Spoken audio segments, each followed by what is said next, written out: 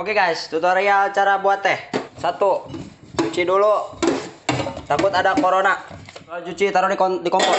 Kebalik goblok tehnya. Bukan, ini mah daging.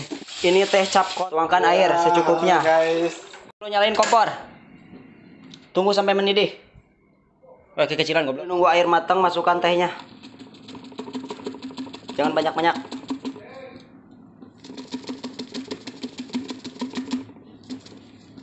Terus masukkan gula.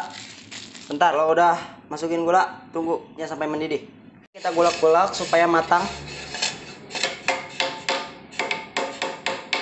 Sabar. Tunggu.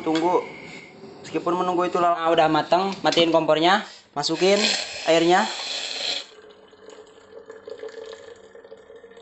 Oke.